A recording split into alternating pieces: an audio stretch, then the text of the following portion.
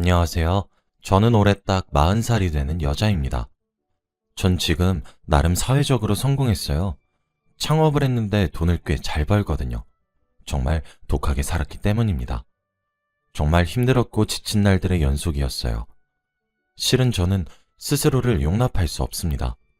그래서 저는 제 몸이 편안한 상태로 도저히 유지할 수 없더라고요. 스스로가 너무 원망스러워서요. 염치가 없어도 이렇게 없나 싶어서 말입니다. 그렇게 살아가던 어느 날 기적 같은 일을 겪게 되었어요. 지금부터 그 이야기를 한번 해보도록 하겠습니다. 저는 남자친구와 동거하고 있고 둘이서 그저 일만 하며 지금까지 살았어요. 그렇게 독하게 살아야 했던 이유는 제게 정말 큰 상처가 된 일이 있었기 때문입니다. 저는 성인이 되자마자 예쁜 여자아이를 하나 낳게 되었어요. 갑작스레 찾아온 축복 아닌 축복이었죠. 당시 만나고 있던 남자친구와 멋모르고 저지른 일의 대가치고는 너무 컸었어요. 나중을 기약하며 떠나보내기를 결심했었으나 이미 그땐 아이의 심장 소리를 들을 수 있을 정도로 아기의 형태를 점차 갖춘 뒤였어요.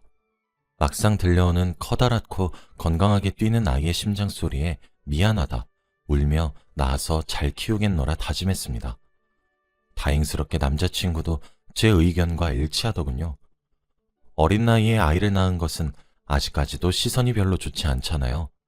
그 당시엔 지금보다 더 심했어요.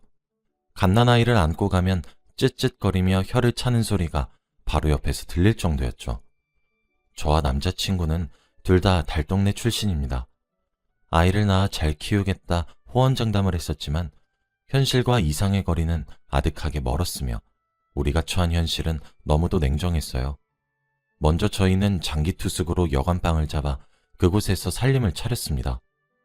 당시 그놈의 돈이 뭐라고 참 많이 비참했습니다. 아무리 벌어도 돈이 모이지 않더라고요. 여관에 매달 돈을 내야 했고 아이를 키우는데 분유는 왜 그리 비싸고 기저귀는 또 왜 그렇게 비싼지. 저와 남자친구는 돈이 없어서 비참해졌던 순간은 매일이었습니다. 친구들에게 돈을 빌려 아이의 딸랑이를 사주기도 하였고 갑자기 늦은 밤 고열에 시달리는 아이를 데리고 응급실에 가야 했기 때문에 한밤중에 친구들에게 전화를 돌려 10,000원, 20,000원씩 빌려 병원비를 겨우 낸 적도 많았어요. 갓난아이를 누군가는 여관에 남아 돌봐야 했기 때문에 남자친구는 일을 3개나 했었어요. 새벽엔 신문을 돌렸고 오전부터 오후까지는 공사 현장에 가서 일용직으로 일을 했고 오후부터 밤 늦게까지는 고깃집에서 불판을 닦았습니다. 그렇게 일을 하면 막상 돈은 많이 벌지만 아무리 젊어도 그렇게 몸을 혹사하면 병이 나길 일쑤였죠. 들어오는 돈은 꽤 있었지만 갑자기 아이가 아플 때를 대비해 돈을 빼놓아야 했고 남자친구의 병원비와 우리 생활비를 제외하면 남는 돈은 하나도 없었죠.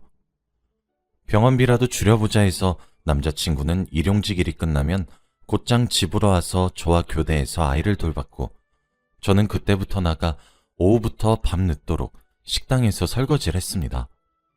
그 일이 끝나면 새벽 늦게까지 아파트에 전단지를 붙이는 일을 했죠.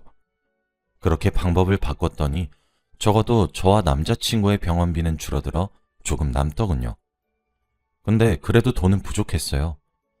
저와 남자친구는 여관방을 기필코 벗어나겠다는 것을 목표로 삼았습니다.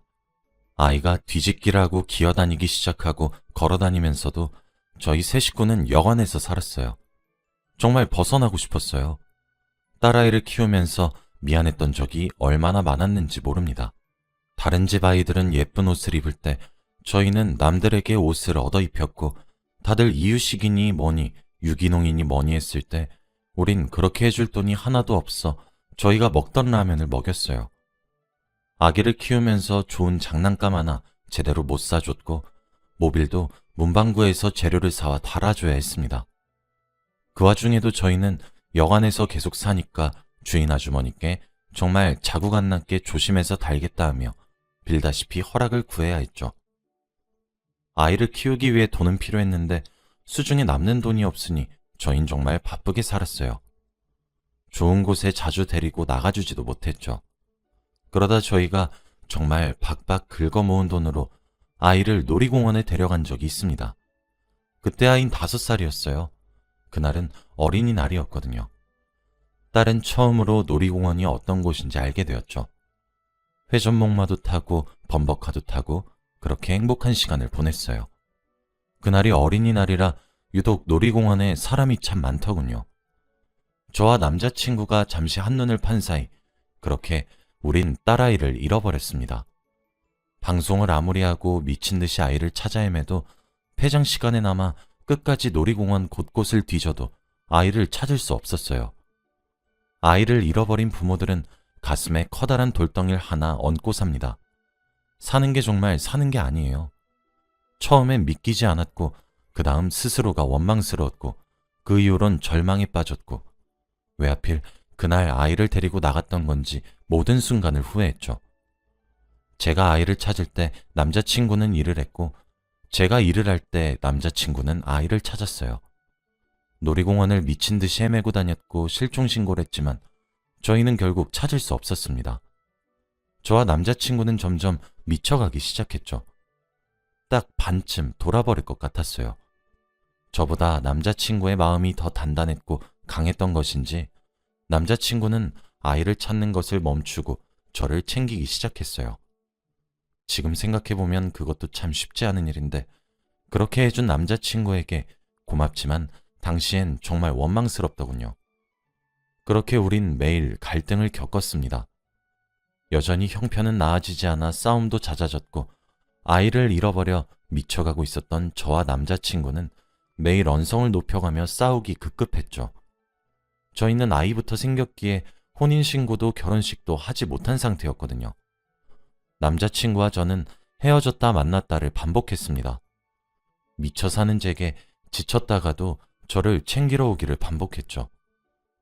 아이를 잃어버린 지 5년 정도 되니 전단지를 보고 비슷한 아이를 봤다는 말에 헐레벌떡 찾아가 아니란 사실을 확인하길 수십 차례가 되니 저도 점차 지쳐갔어요. 남자친구에게 하나 고마웠던 것은 남자친구는 저를 포기하지 않아 주었단 점이죠.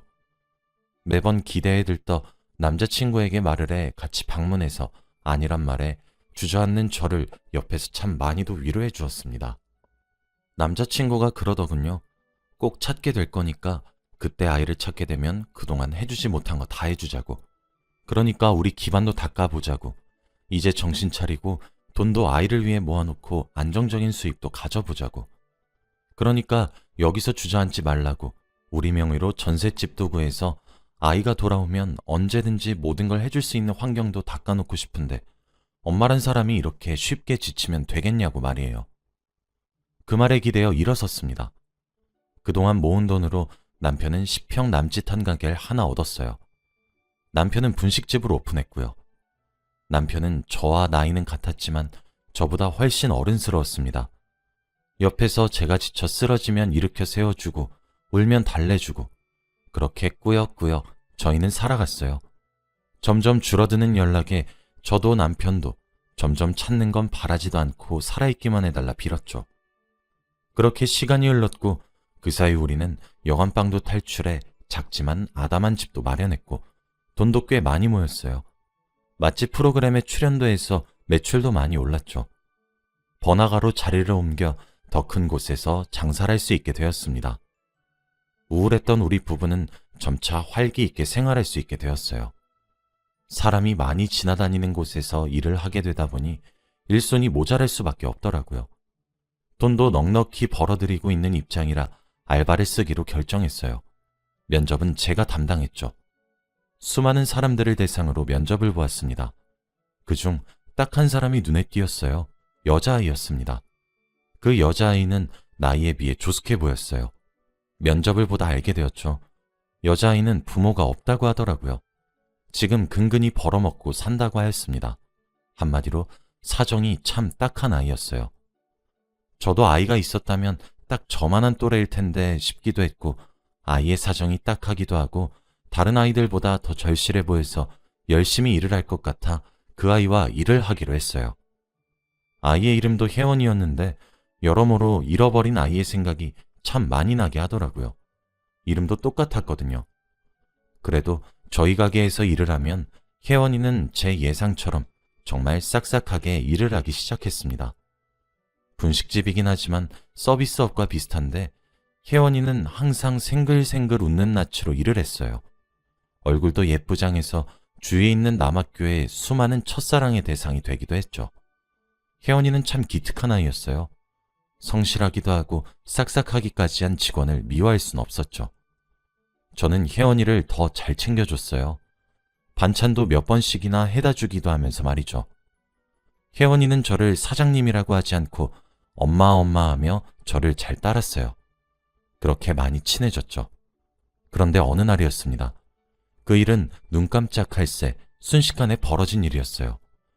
정신을 차려보니 바닥엔 혜원이가 쓰러져 있더라고요. 알고 보니 선반 위에 올려놨던 물건들이 와르르 떨어졌는데 그 바로 밑에 제가 있었나 봅니다. 혜원이는 무너지는 걸 보자마자 제게 달려와 제 머리부터 폭 끌어안아 감싸고 자기가 대신 맞은 거였어요. 와르르 떨어진 물건들이 전부 혜원이를 덮쳤더군요. 무슨 정신으로 119를 불렀던 건지 응급실까진 어떻게 가게 된 것인지 알 수 없었어요. 하필 남편은 그때 배달을 나갔었던 때였죠. 정신을 차려보니 수술실 바로 앞이더라고요. 물건들이 떨어지면서 두개골에 금이 갔고 안에 피가 고일 수 있다며 긴급수술을 들어가야 했어요. 고아였던 혜원이를 제가 보호자 하겠다고 나서서 겨우 수술을 할 수 있었습니다. 물건들을 맞으면서 어깨도 크게 찢어졌다고 출혈이 크다고 하더라고요.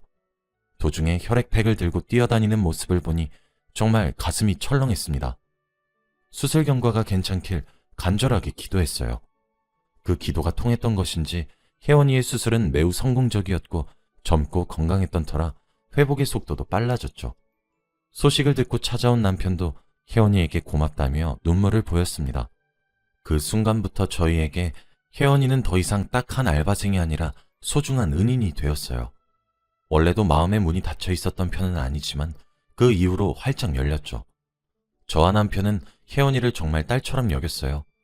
그런 저희의 애정과 친절이 혜원이에게 부담이 되는 것은 아닌지 종종 걱정이 되었었는데 나중에 들어보니 혜원이도 못 느꼈던 부모의 정을 느끼게 된 것 같아서 괜찮았다고 하더라고요. 저희 셋은 그렇게 가게를 운영해 나가기 시작했습니다. 모든 일이 순조로웠죠. 하지만 어느 날부터인가 혜원이의 얼굴이 많이 어두워지더라고요. 건강검진을 하는 날 이후로 말이에요. 아니나 다를까 건강검진에서 정밀검사를 해보자고 했다는 겁니다. 간 쪽이 이상하다고 하면서 말이죠.